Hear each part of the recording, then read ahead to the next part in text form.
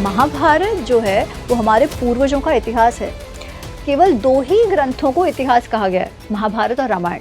तब कर्ण उनको कहता है, आप जैसे ब्राह्मण ना केवल कथावाचन करने के लिए अच्छे हो, ये युद्ध बुद्ध आप मत करो, दुर्योधन इनकी बात मत सुन, मैं हूं ना। ऐसे कहा है वेदव्यास। राग द्वेष का बड़ा सा पेड़ है, वो है दुर्योधन। उसका जो स्कंध है ना, तना, वो तना है कर्ण। उस तने पर वो खड़ा हुआ है।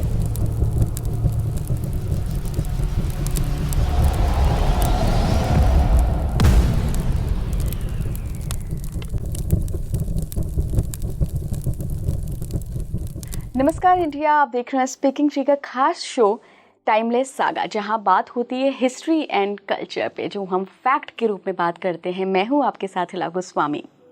और देखिए, आज हम महाभारत की मास्टर क्लास लेकर आए हैं, क्योंकि मेरे साथ जो मेहमान जुड़ रही हैं वो महाकाव्य महाभारत को फैक्ट के रूप में बताती हैं कि वेदव्यास ने क्या क्या वर्णन किया है, कौन सी ऐसी कथाएं हैं जिनके बारे में व्यास जी ने बताया तो है, लेकिन कई ऐसी कथाएं भी इंक्लूड हो गई हैं जो फिक्शन हैं। तो तथ्य क्या है महाभारत का सार क्या है, कौन कौन सी घटनाएं हुई हैं, सबको एक फैक्ट के रूप में बात करेंगे।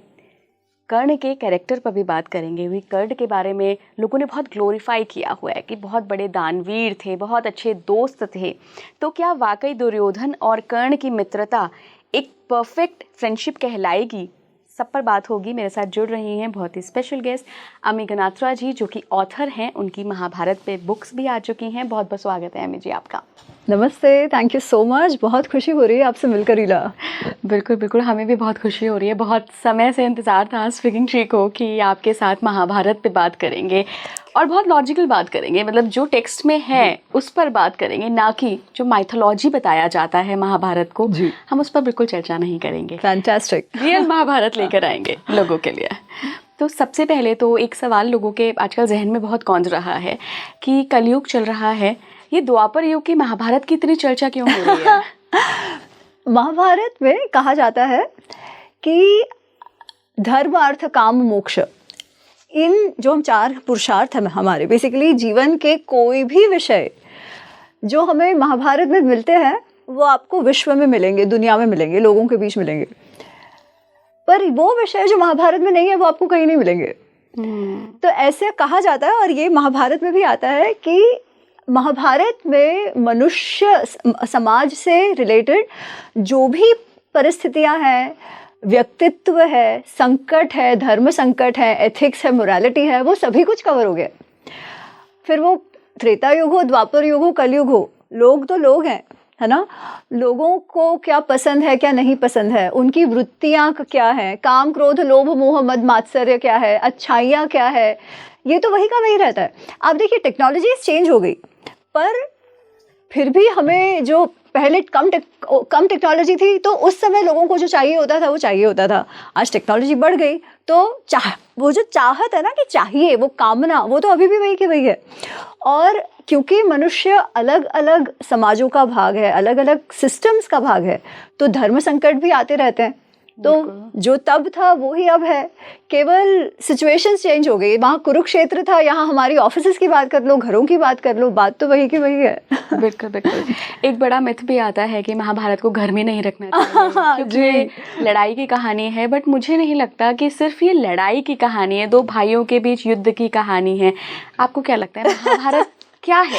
तो मैंने जो मेरी पुस्तक महाभारत अनरावेल्ड 1, जो पहला भाग है महाभारत का, जब हिंदी में आ गई है महाभारत का अनावरण, वो जब लिखी तब मुझे इस मान्यता के बारे में पता नहीं था। पर उसके बाद जब बोलना शुरू किया, पॉडकास्ट पे आई, तो बहुत लोग पूछने लगे कि अरे मैम, पर आप ऐसे आपने पढ़ी कैसे, क्योंकि महाभारत को तो घर पे नहीं रख सकते, महाभारत घर पे रखोगे तो महाभारत हो जाएगा। और मैं सोच रही हूँ कि ऐसी मान्यता हमारे बीच आई भी कैसे, क्योंकि महाभारत में स्वयं लिखा हुआ है कि ये एक धर्मशास्त्र है, ये एक अर्थशास्त्र है, ये एक मोक्ष शास्त्र है। ऐसा कहा गया है कि महाभारत पढ़ने से, महाभारत सीखने से मनुष्य जीवन में सफल होता है। स्त्रियां अगर अच्छे बाल बच्चे चाहे, बच्चे बच्चियां चाहे, जिनमें बहुत ही अच्छे गुण हो, जो राजा बन सके, जो साम्राज्ञी बन सके, ऐसे गुण वाले बच्चे चाहिए, तो भी आपको महाभारत पढ़ना चाहिए। महाभारत पुण्य अर्जित करता है महाभारत पढ़ने सीखने से, तो फिर ऐसी मान्यता हमारे समाज में आई, ये हमारा दुर्भाग्य है। ऐसा कुछ भी नहीं है कि महाभारत आप घर पे रखोगे तो महाभारत हो जाएगा, क्योंकि आप सीधी सी बात है ना, रामायण घर पे रखोगे तो क्या आपकी बीवी को कोई उठा के लेके जाएगा? बात वो भी होनी चाहिए, तो रामायण भी मत पढ़ो, क्यों पढ़ते हैं, राइट? महाभारत में युद्ध हुआ, वो युद्ध होने का कारण क्या था? महाभारत से हमें वो सीखना है कि क्या हम ऐसी वृत्तियां तो हमारे मन में, हमारे व्यक्तित्व में नहीं पाल रहे जिसके कारण हम ऐसा कार्य करें, ऐसा निर्णय करें कि जीवन में अपना और अपने साथ वालों का विनाश कर दे, है ना? ये हमें नहीं करना चाहिए। ये हमें महाभारत से सीख मिलती है, और ऐसा क्यों करते हैं ये हमें सीख मिलती है। तो हाँ, ये जो मान्यता है वो बहुत दुर्भाग्यपूर्ण मान्यता है, और हम सबको महाभारत पढ़नी चाहिए। अच्छा, आप देखिए दूसरा क्या होता है ना, ऐसा क्यों है कि आज हमको महाभारत के विषय में बाहर वाले बताते हैं? हाँ एग्जैक्टली, मेरे पास भी बहुत लोग आते हैं कि हम फ्रांस में पढ़ के आए हैं, लोगों ने वहाँ पे बातें की हैं महाभारत के बारे में। एग्जैक्टली, वहाँ लोग यूएस यूनिवर्सिटीज में इंडिक एक्सपर्ट्स हो जाते हैं, ठीक है? वो लोग हमारी टेक्स्ट को इंटरप्रेट करते हैं और हमें बताते हैं कि नहीं आप तो ऐसे नहीं, आप तो ऐसे हो, और हम उनकी बात मानने को तैयार है। क्यों? क्योंकि हम अपना नहीं पढ़ते। उनको जैसा समझ में आए, उनकी जितनी दृष्टि हो उस हिसाब से वो बोल देते हैं, और हमको लगता है हाँ वो कह रहे हैं तो सही है। तो मतलब ये कैसा है कि हमारा जो सबसे बड़ा ग्रंथ है, सबसे पुण्यदायी जो ग्रंथ है, उसी को हम नहीं पढ़ते। पढ़ना चाहिए, ऐसा कुछ भी नहीं है कि महाभारत पढ़ने से महाभारत होगा। बिल्कुल। महाभारत के ना कुछ कैरेक्टर्स हैं, कुछ पात्र हैं जो बड़े कॉम्प्लिकेटेड से लगते हैं। उनमें सबसे जो कॉम्प्लिकेटेड पात्र है वो है कर्ण का। हाँ, कर्ण कुंती के पुत्र, पता ही नहीं था, एक सूत पुत्र के रूप में बड़े हुए। उसके बाद जब पता चला कि कर्ण को हराना बड़ा मुश्किल है, तब ऐसा भी एक वर्णन आता है कि श्री कृष्ण ने उनको बताया कि तुम्हारी माँ तो कुंती हैं। तब वो थोड़ा, उनका मनोबल भी डाउन हो गया। कर्ण को कैसे देखती हैं आप? देखो, मैं जब कर्ण की बात करती हूँ ना, तो मतलब लोगों को लगता है ये तो कर्ण के पीछे पड़ गया है। हमेशा कर्ण के विषय में बात करती है, पर मैं बात इसलिए करती हूँ क्योंकि लोग पूछते हैं, और मुझे लगता है इस विषय में बात करना चाहिए, क्योंकि कर्ण का जो व्यक्तित्व है उसको एक अलग ही शेड दे दिया गया है पिछले कुछ 50-60 वर्षों में। जैसा वो है नहीं वैसा उसे बताया जाता है, जो हीरोफिकेशन हो गया है कर्ण का। अगर आप महाभारत देखो तो मैं जो भी कुछ कह रही हूँ ना, ये मेरी मान्यता नहीं है, ठीक है? मैं मानती हूँ कि कर्ण, अर्जुन, जो भी आप कहो, है ना, महाभारत के जितने भी हैं ये हमारे पूर्वज हैं। हम, और महाभारत हमारे पूर्वजों का इतिहास है, रामायण हमारे पूर्वजों का इतिहास है, राइट? तो ये सभी के सभी, अच्छे हो या बुरे हो, ये सभी के सभी हमारे पूर्वज हैं, और उनके सबके जीवन से हमें सीख लेनी है। इसलिए लोगों को ये लगता है कि नहीं मैं टीम अर्जुन, मैं टीम कर्ण, ये बेवकूफ़ी वाली बात है। ये कह के मैं आपको अब कहना चाहती हूँ कि वेदव्यास जी क्या कहते हैं कर्ण के विषय में। वो कहते हैं कि दुर्योधन जो है ना, वो मन्युमय महाद्रुम है। मन्यु का राग द्वेष का बड़ा सा पेड़ है, वो है दुर्योधन। उसका जो स्कंध है ना, तना, वो तना है कर्ण। उस तने पर वो खड़ा हुआ है। उसका जो मूल है वो है धृतराष्ट्र, क्योंकि धृतराष्ट्र की तो महत्वाकांक्षा है ना, और धृतराष्ट्र का ही उन दुर्योधन की सारी कुवृत्तियों को, दुर्वृत्तियों को नज़रअंदाज कर देना, या फिर एक्चुअली उसे पोषना, उसे वो क्या कहते हैं कि खातर डाल के उसे पनपने देना, वो काम धृतराष्ट्र ने किया है। फिर जो शाखा है वो शकुनी है, और दुशासन उसके फलमूल है। पर वो जो तना जिस पे वो खड़ा है, वो पेड़, वो कर्ण है। लेकिन ऐसा आप क्यों कह रहे हैं? ये वेदव्यास जी ऐसा क्यों कह रहे हैं? वेदव्यास जी ऐसा क्यों कह रहे हैं? क्योंकि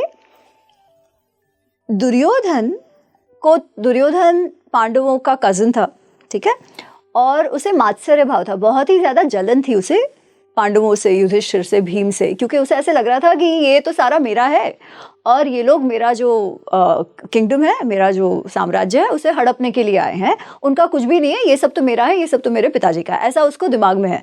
और उस कारण से उसे यही नहीं समझ आ रहा है कि उसके पिताजी तो राजा बाद में बने ना, पहले तो पांडु राजा थे, और ऐसा नहीं था कि सबसे बड़ा ही बेटा राजा हो। अगर शंतनु की बात की जाए, जो भीष्म पितामह के जो के पिताजी शंतनु, वो भी सेकंड नंबर के थे। उनके जो बड़े भाई थे वो चले गए थे, उन्होंने ये वनवास या कुछ ले लिया था, है ना। तो ऐसा कुछ नहीं था, मनुष्य के कैपेबिलिटी के अनुसार उनको राजा बनने का अवसर मिलता था, अगर स्पेशली जब ज़्यादा भाई हो तो। और अगर किसी को ऐसी कोई अपंगता हो, जैसे धृतराष्ट्र को थी, क्योंकि उस समय राजा लोग युद्ध में स्वयं जाते थे, आगे से लीड करते थे, राइट। हालांकि पांडु को भी थी, लेकिन वो कम थी एज कंपैरेटिव। हाँ, बट फिजिकली तो कुछ नहीं थी, फिजिकली कुछ नहीं थी कि वो राज्य ना कर सके या युद्ध ना लड़ सके। इनफैक्ट वो तो बहुत ही शौर्य, वो तो बहुत बड़े योद्धा थे। उनके समय में हस्तिनापुर की बाउंड्रीज ने बहुत ही ग्रो करा है, उन्होंने बहुत सारे जो साम्राज्य, जो बाकी किंगडम्स थे, उनको अपने अंडर लाया है, उन पर अपना प्रभुत्व लगाया है। तो पांडु बहुत ही महान राजाओं में से एक थे, बहुत कम टाइम तक रहे, है ना। इसलिए युधिष्ठिर, दुर्योधन का ये मानना सही नहीं था, बट जो भी कुछ उसके पास कारण था, ठीक है, और वो चाहता था कि ये युद्ध हो। उसके अलावा ये युद्ध हो, ये पूरे हस्तिनापुर में, कौरव परिवार में कोई और नहीं चाहता था। जब युद्ध फाइनली, जब ऐसा है ना कि अच्छा चलो अब तो क्या करें, युद्ध होगा, उस समय उसके पिताजी स्वयं धृतराष्ट्र कह रहे हैं कि युद्ध मत करो, उनकी माँ कह रही है युद्ध मत करो, भीष्म पितामह कह रहे हैं, विदुर कह रहे हैं, द्रोणाचार्य कह रहे हैं, सभी के सभी कह रहे हैं कि युद्ध मत करो। युधिष्ठिर यहाँ तक कहता है कि भाई तुम इंद्रप्रस्थ रख लो। अच्छा, इंद्रप्रस्थ जब उनको मिला तब इंद्रप्रस्थ नहीं था, वो खांडवप्रस्थ था, जो केवल एक बंजर जमीन जैसे था। उसको इंद्रप्रस्थ बनाया पांडवों ने अपने परिश्रम से, ठीक है। युधिष्ठिर कहता है वो भी रख लो, 5 गांव हमें दे दो, हमारी रोजी रोटी चलती रहे। दुर्योधन कहता है कुछ नहीं, ये सुई की टोक जितनी भी जमीन मैं तुमको दूंगा नहीं। क्यों? क्योंकि मैं तुम्हारे साथ रह ही नहीं सकता। अब इस वृत्ति को बढ़ावा देने का काम कि भाई हाँ, तुम बिल्कुल समाधान करोगे ही नहीं, तुम बिल्कुल संधि करोगे ही नहीं, मैं हूं ना, मैं तुम्हारे साथ खड़ा रहूंगा, अगर कोई भी ना लड़े तो भी मैं तुम्हारे साथ खड़ा रहूंगा, ये बताने वाला है कर्ण, ठीक है। अगर कर्ण इस प्रकार दुर्योधन को उकसाता नहीं ना, तो शायद यह युद्ध टल सकता था। सबने प्रयत्न किया दोनों को समझाने का, पर जैसे ही कोई कुछ बोलेगा कि भाई नहीं, ये तुम सही नहीं कर रहे हो, तुम समाधान कर लो उनसे, कर्ण बीच में टपक पड़ेगा, अरे ये तो तुम्हारे शत्रु हैं, इनकी बात तुम मत मानो, मैं हूं ना, मैं लड़ूंगा। अच्छा, अब ये तो चलो क्यों कह रहे हैं वेदव्यास जी, उसकी बात हुई कि उसके कारण ये जो पेड़ है वो खड़ा रहा, वो द्वेष बढ़ता रहा और कभी खत्म ही नहीं हुआ। कब खत्म हुआ? जब जाके महाभारत के युद्ध में, कुरुक्षेत्र के युद्ध में तकरीबन 50 लाख लोग की मृत्यु हुई, ठीक है। ये युद्ध करवाने वाला कर्ण, और वैसे देखा जाए तो पांडवों ने कर्ण का क्या बुरा किया था? एक ना मैम बड़ा मर्मस्पर्शी सा संवाद मिलता है कृष्ण और कर्ण के बीच। ओ, ऐसा कुछ महाभारत में नहीं है, ऐसा नहीं है। वो जो है ना कि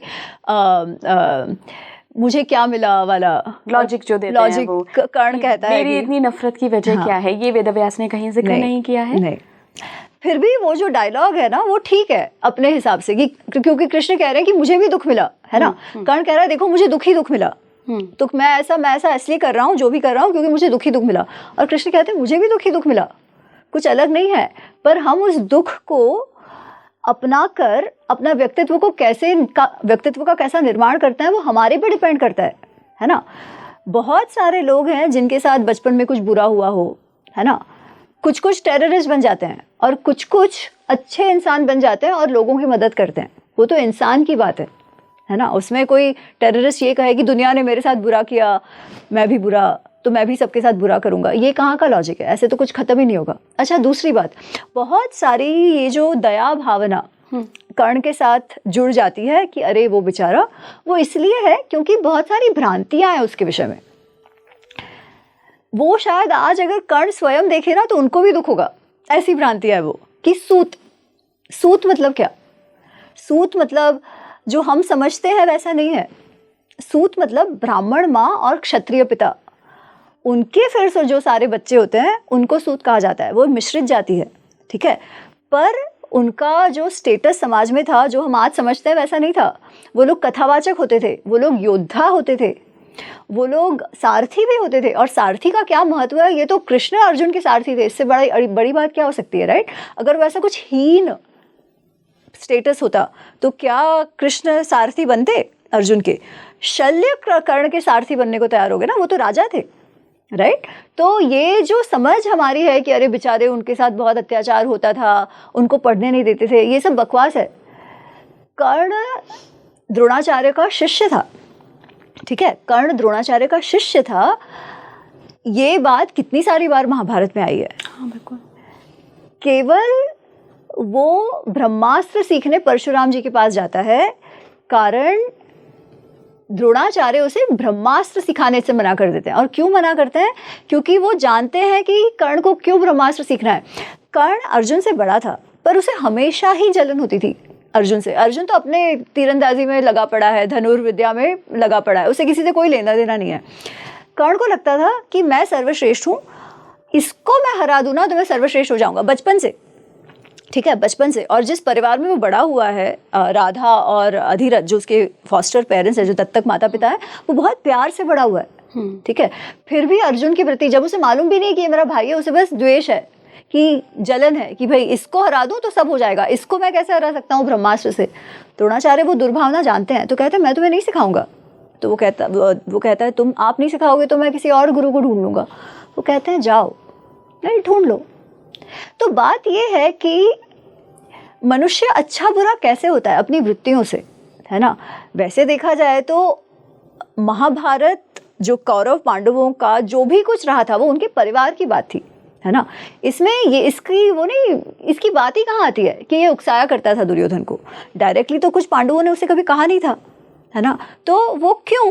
क्योंकि वो जलस भाव, वो जलसी का जो भाव है जो दुर्योधन में भी है, राइट। तो आपका एक शत्रु हो तो आप कैसे मित्र बन जाते हो? चोर चोर मौसेरे भाई, चोर चोर मौसेरे भाई, एग्जैक्टली इसी प्रकार वो दोनों मित्र बने हैं, क्योंकि उनका जो शत्रु है वो सेम है। और वो शत्रु क्यों है? क्योंकि जलसी। दुर्योधन को भी पांडवों ने क्या किया है? कुछ नहीं, राइट। वो मात्सर्य भाव दोनों का इतना प्रबल है पांडवों के प्रति कि दोनों ने मिलकर महाभारत का युद्ध करवा दिया और अपने ही परिवार का विनाश करा दिया, और अपने साथ साथ भारतवर्ष के उस समय के 2 से 3 क्षत्रिय पीढ़ियों का विनाश करा दिया, वो मात्सर्य भाव। तो हमें महाभारत से ये सीखना है कि अगर हम हमारे निर्णय काम क्रोध लोभ मोह मद मात्सर्य, ये षड रिपु की जो हम बात करते हैं ना, जलसी में, क्रोध में, लोभ में, इस प्रकार अगर हम हमारे निर्णय लेंगे तो हमारा और हमारे साथ वालों का हम विनाश ही करेंगे। ये बात हमें महाभारत से सीखनी है, इसलिए महाभारत पढ़ना चाहिए।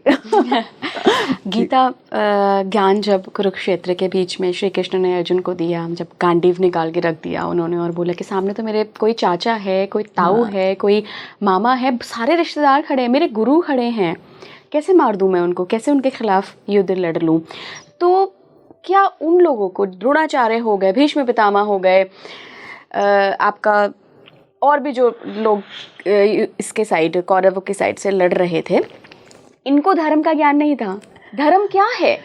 धर्म तो ये है ना कि जो सही है वो धर्म है। धर्म ये नहीं है कि मैंने प्रतिज्ञा ली है इस राजघराने के साथ जाने में, तो मैं उसका अगर वो गलत भी कर रहा है तो मैं साथ दूं। और यही सेम केस अप्लाई होता है द्रौपदी के चीरहरण में। तो हम अगर स्पेसिफिकली भीष्म जी की बात करें जी, है ना, तो उसके पहले हम धर्म की बात करते हैं, क्योंकि आपने बहुत सुंदर प्रश्न पूछा। तो धर्म क्या है? तो धर्म की जो व्याख्या हमें महाभारत में मिलती है और भी शास्त्रों में मिलती है, वो ये है कि धारयति इति धर्म, जो जिसे हम धारण करते हैं और जो हमें धारण करता है वो धर्म है। धारण करना मतलब क्या? जिसे इंग्लिश में हम कहते हैं टू अपहोल्ड एंड सस्टेन, जिसके कारण कोई भी व्यवस्था चलती रहे, ठीक है। जैसे आपका ये स्पीकिंग ट्री ग्रुप है ना, अगर इसको आपको चलाए रखना है, इसको बढ़ाते जाना है, तो आप जितने भी लोग टीम में हो, आप सबको अपना अपना कर्तव्य करना होगा, राइट। सही गेस्ट को बुलाना होगा, उसके लिए सही रिसर्च करना होगा, सही इक्विपमेंट चाहिए होंगे। अब कोई ऐसा कहे कि भाई करूंगा मैं कुछ नहीं पर सैलरी मुझे पूरी चाहिए, तो क्या स्पीकिंग ट्री काम करेगा? वैसे नहीं। तो और कोई ये कहे कि भाई काम तो मैं अच्छा कर रहा हूँ पर हमारे ये जो प्रमोटर्स हैं पैसे नहीं देंगे बिल्कुल, तो भी नहीं चलेगा, राइट। सबका अच्छा वो सिस्टम तभी चल सकती है जब उसमें इन्वॉल्व जो सारे स्टेक होल्डर्स हैं वो म्यूचुअली एक दूसरे को सपोर्ट करते हो, राइट? इसी को हम धर्म कहते हैं। और वो सिस्टम्स अलग अलग हो सकती है, कुटुंब है, आपका राष्ट्र है, आपकी कंपनी है, आपका परिवार है, जो भी आपके रिश्ते नाते हैं, राइट? वो सभी के सभी अलग अलग सिस्टम्स है और उन सबके प्रति आपका कुछ ना कुछ धर्म है, राइट? तो जो अर्जुन के साथ हो रहा है वो क्या हो रहा है, एक है उसका कुटुंब धर्म और एक है उसका राजधर्म या क्षत्रिय धर्म, कि कब तक आप अन्याय को सहन करो, है ना? अगर आप अन्याय को सहन करते रहोगे तो फिर जो बुली है, जो कहता है कि नहीं माय वे और हाईवे और कुछ नहीं, वो हमेशा सक्सेसफुल होता रहेगा, वो बड़ी मछली छोटी मछली को खाते ही रहेंगे। ऐसा समाज कैसे चल सकता है ना? ऐसा समाज तो नष्ट ही हो जाएगा, वो मत्स्य न्याय वाली सिचुएशन हो जाएगी। इसलिए एक वो क्षत्रिय न्याय, उसका जो क्षत्रिय धर्म है वो ये कहता है कि नहीं धर्म संस्थापन होना चाहिए। दूसरी ओर कुटुंब रक्षण भी है, और कुटुंब केवल वो चाचा उन सब का तो ठीक है, वो कौरव जो कजिन्स है उनका स्वयं का भी तो कुटुंब। आप देखिए युद्ध के अंत में उनके भी सारे बच्चे मर जाते हैं, राइट? तो कुटुंब रक्षण भी है। अब ये दोनों धर्म कॉन्फ्लिक्ट में आ गए हैं, संघर्ष में आ गए हैं, राइट? तो किसे चूज करो, ये उसकी मनोदशा है कि इस सिचुएशन में मैं कौन सा धर्म चूज करूं। और कृष्ण उसे समझाते हैं कि भाई क्षत्रिय धर्म जो तुम्हारा स्वधर्म है वो वही है और तुम्हें वही सबसे पहले तो चूज करना चाहिए, क्योंकि धर्म संस्थापन से बड़ी कोई भी बात नहीं है उस समय। पर वो जो धर्म संकट है ना इला जी, वो सभी को होती है, क्योंकि वो कॉन्फ्लिक्ट कि कभी क्या निर्णय लिया जाए वो होता ही होता है। There is no running away from it, right? Bhishma का लो तो उनके साथ भी ये है कि क्या वो अपना सेवक धर्म निभाए, ठीक है, या कुटुंब धर्म निभाए। अगर वो कुटुंब धर्म निभाते हैं तो उनको सबसे पहले धृतराष्ट्र को कहना चाहिए जो तुम कर रहे हो वो एकदम गलत है, दुर्योधन को तुम पकड़ लो। इनफैक्ट विदुर वगैरह तो कहते भी है, कृष्ण भी कहते हैं कि तुम दुर्योधन को जेल में डाल दो और अपने परिवार को बचा लो, ठीक है। और भीष्म भी बहुत समय तक युद्ध ना हो ये प्रयत्न करते हैं, ठीक है। परंतु एक समय ऐसा आता है जब उनको निर्णय लेना है कि वो सेवक धर्म निभाते हैं कि नहीं निभाते हैं। अब उनकी परिस्थिति है ना वो बहुत विकट है, जिसे हमें समझना चाहिए, जिसके कारण धर्म की सूक्ष्मता क्या है वो हमें समझ आएगा, और वो निर्णय कैसे लें वो हम पर निर्भर करता है, ये हम देखेंगे। आज अगर भारत का चाइना के साथ या भारत का पाकिस्तान के साथ युद्ध हो जाता है, ठीक है, और हमारे आर्मी जनरल है, उनको लगता है कि हमें युद्ध नहीं करना चाहिए, गलत है, ठीक है, उनका पक्ष सही है, हमें युद्ध नहीं करना चाहिए।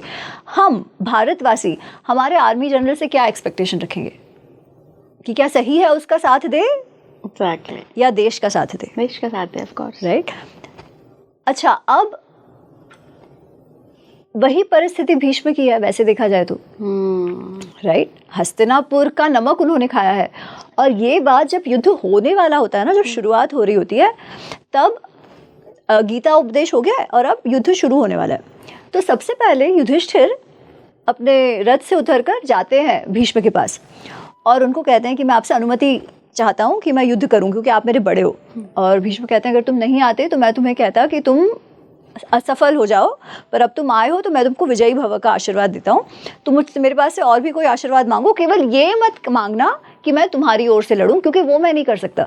क्यों? क्योंकि अर्थस्य मनुष्य दासा, वो बोलते हैं कि जिसका तुमने नमक, जिसकी रोटी खाई है ना, उसके तुम दास हो जाते हो। जिस थाली में खाया है उसमें तुम छेद नहीं कर सकते, वही बात है। वो कहते हैं कि उस अनुसार मैं हस्तिनापुर का दास हूँ, है ना। माई loyalty is towards that nation. वो प्रतिज्ञा वाली बात भी नहीं है, वहाँ के वो मंत्री हैं तो उनकी लॉयल्टी किसके साथ होगी। आप ज़्यादा से ज़्यादा जो राजा है उसको सलाह दे सकते हो, उसे समझा सकते हो कि जो कर रहा है वो गलत है, पर एक बार राजा ने निर्णय ले लिया, ठीक है, एक बार गवर्नमेंट ने निर्णय ले लिया, फिर आर्मी सेनापति क्या करे, राइट। तो वो बहुत ही कठिन और क्या कहते हैं कि बहुत ही अजीब परिस्थिति थी उनके लिए भी। फिर भी उन्होंने जितनी अड़चने उसमें खड़े कर सके ना उन्होंने किया। जब दुर्योधन उनसे कहता है कि भाई आप मेरे सेनापति बन जाओ, उस समय वो कहते हैं कि हाँ, क्योंकि मैं सेनापति बन जाऊंगा परंतु मैं पांडवों को मारूंगा नहीं, है ना। तो he is making it difficult and difficult कि भाई कुछ तो वो मान जाए। वो कहता है नहीं नहीं चलेगा, और आप ही सेनापति बनो। पर वो सेनापति बनते हैं तो वो जो उनकी प्रतिज्ञा है कि 5 पांडवों को नहीं मारेंगे, उसके अलावा वो कत्लेआम उन्होंने करा है। वो दावानल जो होता है ना, जैसे जंगल की आग, जो भी सामने आया उसे खत्म कर देते हैं, उस प्रकार वो लड़े हैं। तो वो जो धर्म संकट है ना, वो बहुत विकट है।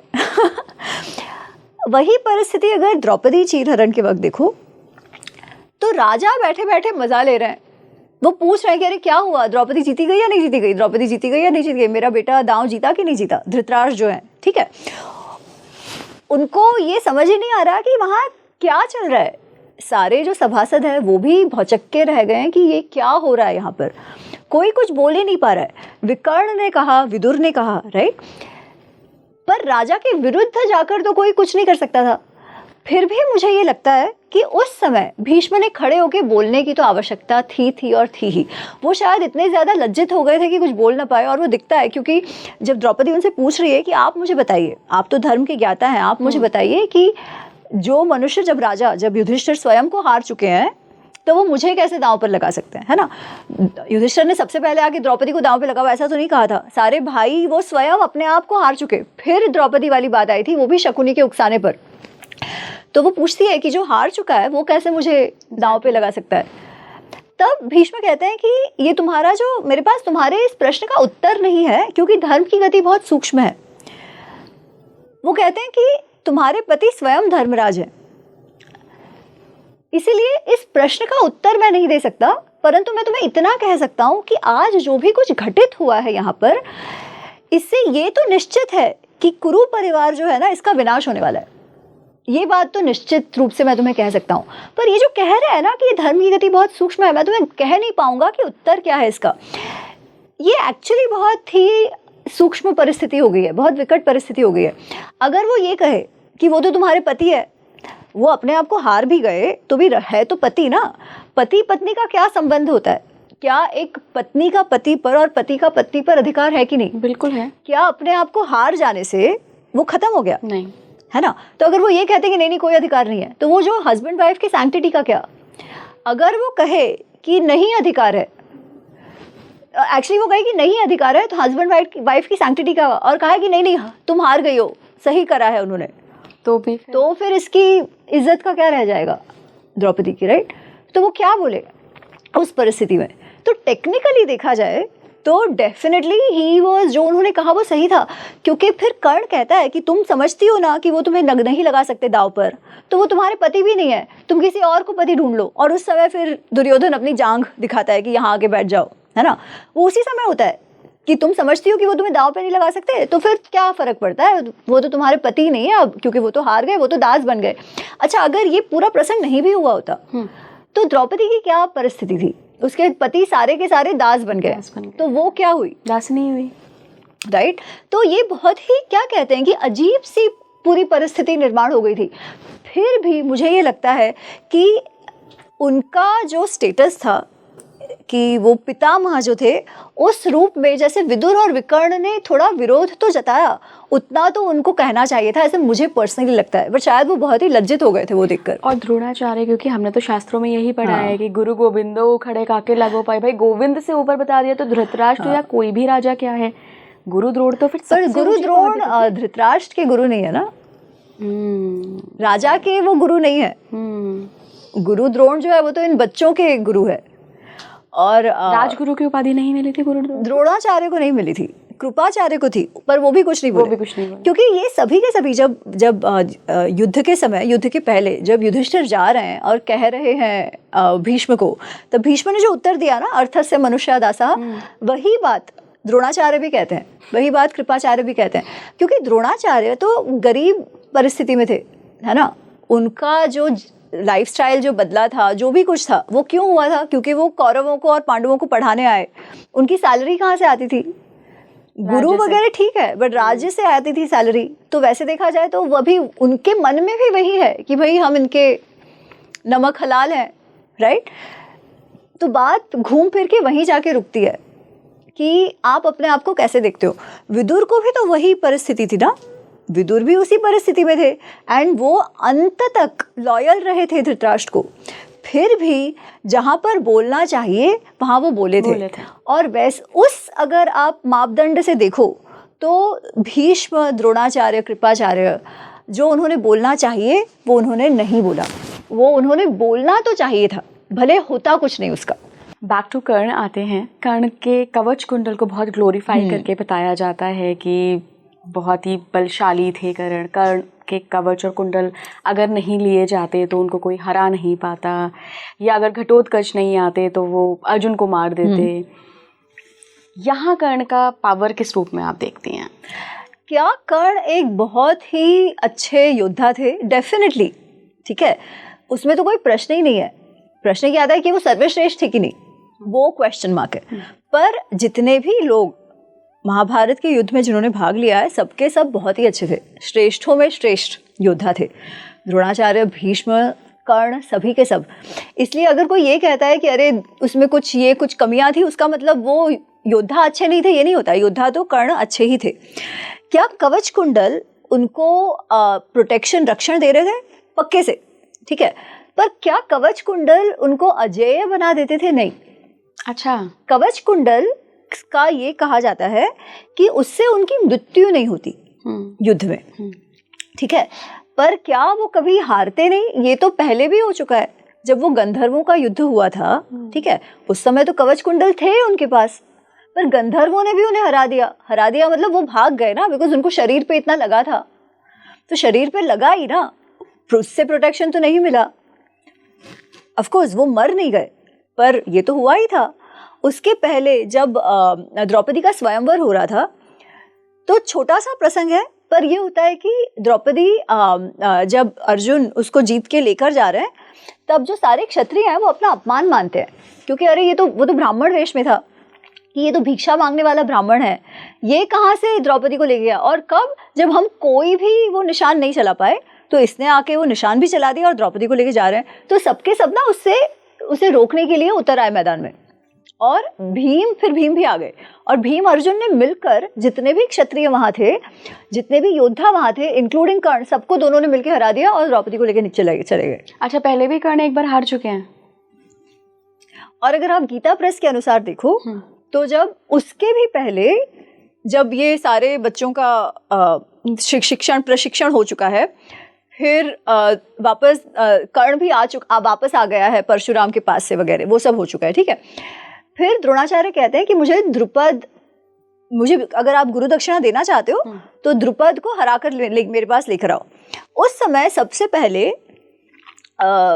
कौरव और कर्ण ये जाते हैं द्रुपद को लेकर आने के लिए, क्योंकि वो कहते हैं कि नहीं, पहले हम जाएंगे। द्रुपद की आर्मी और द्रुपद उनको हरा देते हैं और सबके सब पीछे हट हो जाते हैं।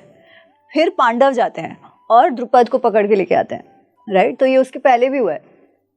तो क्या वो अजय हो गए थे उसके कारण? नहीं। फिर अगर विराट युद्ध देखो, तो चलो विराट युद्ध तक तो वो कवच कुंडल उसके पास नहीं थे उनके पास, परंतु अर्जुन ने सिंगल हैंडेडली, ठीक है, हम सर्वश्रेष्ठ योद्धा की बात करते हैं कि कौन अच्छा कौन बुरा, कंपैरिजन की जब बात करते हैं, तब कवच कुंडल जाने दो ना, सिंगल हैंडेडली अर्जुन ने पूरी के पूरी कौरव सेना को धूल चटाई थी, सिंगल हैंडेडली। हम क्या कंपैरिजन की बात कर रहे हैं? बट कृष्ण जी ने बड़े तो टैक्टिक्स लगाए थे ना। विराट में कृष्ण कहाँ थे? विराट में कृष्ण कहाँ थे? अच्छा, वो जो हनुमान जी वाली भी बात है, वो महाभारत में क्या है वो मैं आपको बताती हूँ। व्यास जी ने तो वर्णन किया है। हाँ, मैं आपको बताती हूँ वो क्या वर्णन है। हनुमान जी का उल्लेख महाभारत में एक बार आता है। कब? जब भीम गए थे। हाँ, उनका जो ध्वज है वो कपि ध्वज है। कपि मतलब उस पर वानर है, जो ऑस्पिशियस माना जाता है। वो हनुमान जी थे। ये बात लोगों ने अपने मन से डाली हुई है, ऐसा कोई भी उल्लेख महाभारत में नहीं है। वेद व्यास जी के महाभारत में ऐसा कोई भी उल्लेख नहीं है कि वो कपि ध्वज मतलब हनुमान जी बैठे थे और वो प्रोटेक्ट कर रहे थे, ठीक है। वो कपि ध्वज था जो विश्वकर्मा ने बनाया था, ठीक है। उनका वो इनपुट था वो बनाने में, जो अर्जुन को जो रथ मिला था उसमें, पर वो हनुमान जी बैठे थे और वो उसे प्रोटेक्ट कर रहे थे, ऐसा कुछ नहीं था। ठीक है, इसलिए ये कुछ कुछ बातें जो है वो ये सब myths मन घड़त है। हाँ, और हनुमान जी बैठे थे, मतलब क्या लड़ तो नहीं रहे थे ना, लड़ तो यही रहा था। तो वो तो सिंगल हैंडेडली अर्जुन ने पूरे विराट सेना को हराया था। विराट युद्ध के समय पूरे उस सेना को हराया था। आपने दूसरी बात कही घटोत्कच वाली, तो घटोत्कच वाला जो प्रसंग होता है, जब कर्ण को मजबूरी में उस पर इंद्रास्त्र चलाने की बात आती है, जो इंद्रास्त्र उन्होंने कवच कुंडल देकर, अच्छा अभी कवच कुंडल क्या, वो जनरली कहा जाता है कि वो बहुत बड़े दानवीर थे और इसमें ये एग्जाम्पल दिया जाता है। फ्रैंकली पूरे महाभारत में उनके दानवीरता का और कोई एग्जाम्पल नहीं है, ठीक है। वो जो एग्जाम्पल्स कहा जाता है ना कि अरे वो तो युद्ध भूमि में जब मर रहे थे तब एक ब्राह्मण वेश में कोई आए और उन्होंने अपना सोने का दांत निकाले, सब बकवास है। ऐसा कुछ भी महाभारत में नहीं है, क्योंकि महाभारत में वो तुरंत उनका तो सर से तन जुदा हो गया है, इसलिए वो तो तुरंत ही मर गए हैं, ठीक है। इसलिए वो दांत निकाल के कुछ करने जैसा कोई अवसर ही नहीं आता है, इसलिए ऐसा उनके दानवीरता का और कोई प्रसंग में नहीं मिलता है। ये उल्लेख अवश्य है कि जब वो सूर्य उपासना कर लेते थे प्रत्येक दिन, तब उनके पास जो भी याचना करने आते थे, जो भी ब्राह्मण स्पेशली याचना करने आते थे, वो मना नहीं करते थे। एग्जाम्पल नहीं दिया पर ये उल्लेख है, तो जो भी आते होंगे वो देते होंगे, उसमें तो कोई दो राय नहीं है, ठीक है। ये जब कवच कुंडल देने की बात आई है, तब उनको पहले से आगाह कर दिया गया था कि ऐसा होने वाला है। किसके द्वारा? हमको कहा जाता है कि सूर्य, उसके जो पिता हैं, और वो कृष्ण ने बताया उनको कि तुम राधे नहीं कौनते हो, उसके पहले से वो जानते हैं कि वो कुंती पुत्र है। क्यों? क्योंकि उनके पिताजी ने स्वयं बता दिया था उनको, ठीक है, कि वो राधे नहीं है, कुंती के पुत्र है। खैर, तो उन्होंने कहा था कि इस प्रकार आने वाले हैं इंद्र, जो अर्जुन के पिता है, तुमसे मांगने के लिए, तुम मत देना। वो कहते कि नहीं, ये तो मेरे रेप्यूटेशन का प्रश्न है कि मुझे तो देना पड़ेगा, वो मांगेंगे तो वो कहते हैं कि ठीक, अगर तुमने मन बना ही लिया है तो तुम सामने इंद्रास्त्र मांग लेना। फिर जब इंद्र आते हैं तो पहले तो ये कहता है कि ये तो मेरा शरीर में है, इसके अलावा आप कुछ भी मांग लो। तो इंद्र कहते हैं नहीं, चाहिए तो मुझे यही। कर्ण कहते हैं अगर आपको ये चाहिए तो मैं दूंगा, पर आपको भी मुझे सामने कुछ देना पड़ेगा, ठीक है। तो कई बार इसको ये ट्विस्ट करके देखते हैं कि उन्होंने जो कवच कुंडल दे दिए उससे खुश होकर इंद्र ने इंद्रास्त्र दिया था, ऐसा नहीं था। सामने से मांगा गया था कि आप मुझे दो, सौदा किया गया था, ठीक है। टू बी ऑनेस्ट, मैं उसमें कर्ण का कुछ बुरा भी नहीं कहती, ठीक है। अगर आपके साथ कोई खेल करने आ रहा है तो आप सामने करोगे ही, है ना। तो ये तो गिव एंड टेक वाली बात है कि वो आपसे मांगने आ रहे हैं, विच इज इटसेल्फ वैसे देखा जाए तो सही नहीं है, तो आप भी सामने मांग लो। तो क्या वो दानवीरता का एपिसोड है? Not really. तो उन्होंने वो इंद्रास्त्र मांग दी थी। अच्छा, इंद्रास्त्र क्या था कि वो अमोघ था, मतलब एक बार वो चले तो वो फेल नहीं हो सकता, पर एक ही बार चल सकता है। ओके। तो जब युद्ध होता है, अच्छा, और पहले 10 दिन 18 दिन का युद्ध था, जिसमें पहले 10 दिन तो कर्ण लड़ाई नहीं, ठीक है, तो इंद्रास्त्र वगैरह चलाने की बात ही नहीं आती है। उसके बाद 1-2 बार कर्ण से उसका आमना सामना हुआ, पर उसने तभी भी इंद्रास्त्र चलाया नहीं। क्यों नहीं चलाया? इसके लिए ना अलग अलग एक्सप्लेनेशन आते हैं। तो वो संजय कहते हैं कि हम भी यही सोचते थे, जब इवेंचुअली घटोत्कच को मारा जाता है ना वो इंद्रास्त्र से, तब और उसका प्रसंग जो धृतराष्ट्र को सुना रहे थे जब संजय, तो धृतराष्ट्र पूछते हैं कि इतने दिन से उसके पास इंद्रास्त्र था, इसके पहले भी उसका आमना सामना अर्जुन से हुआ था, क्यों नहीं चलाई? संजय कहते हैं हमको भी यही समझ नहीं आ रहा था कि क्यों नहीं चलाया। हर रोज हम जब रात को हमारी वो स्ट्रैटेजी डिस्कस करते थे तो सब उसे कहते थे कि तुम चला देना, पर जब वो प्रसंग आता था, अर्जुन और कृष्ण सामने आते थे, तो इसे चलाया ही नहीं। May be he was waiting. कुछ लोग कहेंगे कृष्ण का प्रभाव था, ठीक है। मुझे ये लगता है कि he was waiting for that right thing, कि कब मैं चलाऊं, दैट वो अवसर आए ना, कि प्रॉपर द्वंद्व तो हो उस हिसाब से। ऐसा नहीं था कि इंद्रास्त्र चलाने की ये एक तय क्या बोलते रूल था कि आपका जो टारगेट है वो सामने बिल्कुल होना चाहिए? नहीं, ऐसा कुछ नहीं था। ऐसा कुछ नहीं था, पर वो सामने 1-2 बार आए हैं, ज्यादा नहीं, क्योंकि कृष्ण आने भी नहीं देना चाह रहे थे, पर 1-2 बार फिर भी आए। जब घटोत्कच पर जब चलाया गया उसके पहले, अच्छा, अब घटोत्कच पर लोग कहते हैं अरे ये तो गलत हो गया। अरे गलत कैसे हो गया? युद्ध में तो आपकी स्ट्रैटेजी है ना, आप क्या करोगे युद्ध में? अपने साइड से कम हानि करने का प्रयत्न करोगे, है ना? आपके जो अच्छे योद्धा हैं उनको बचाने का प्रयत्न करोगे। तो it was a fair fight, right?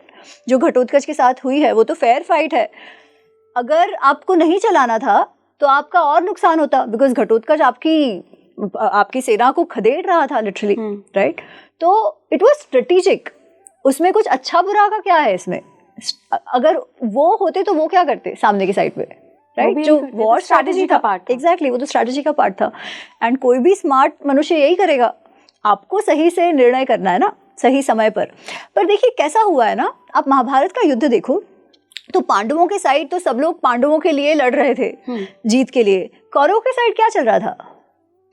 हम कहते हैं कर्ण इतना लॉयल था, उसका फ्रेंड वगैरह। फिर जब वो एक तो कवच कुंडल देता है, चलो तब तो ठीक है, उन्होंने इंद्रास्त्र ले लिया। जब कुंती को वो कह देते हैं कि तुम्हारे पांचों के पांचों पुत्र जीवित रहेंगे, मैं और किसी को नहीं मारूंगा, केवल अर्जुन को मारूंगा, तो ये कहकर उन्होंने दुर्योधन को वीक किया या मजबूत किया? वीक किया। मैम ऐसा भी कई लोग कहानियों के माध्यम से बताते हैं कि जब कर्ण के कवच कुंडल ले लिए गए थे तो नकुल सहदेव ही वो थे जिन्होंने उनकी जड़ी बूटियां लगाई थी, उनको स्वस्थ किया था। तो उन्होंने कुंती से वादा किया था कि देखो मैं तुम्हारे पांचों पांडव को पहले मारने वाला था, लेकिन अब मैं नकुल सहदेव को छोड़ दूंगा बिकॉज उन्होंने मुझे जीवन दान दिया है। नहीं, ऐसा कुछ भी नहीं है, ऐसा कुछ भी नहीं हुआ है कि अच्छा नकुल सहदेव उस समय उपप्लव्य में बैठे हैं यार, थी ना, वो तो वनवास में बैठे हैं, वो कहाँ से उठ के इसको जड़ी बूटी लगाने आएंगे? मतलब टाइमलाइन ही मैच नहीं कर रही है, आप कह रहे हैं। वनवास में है वो लोग, राइट?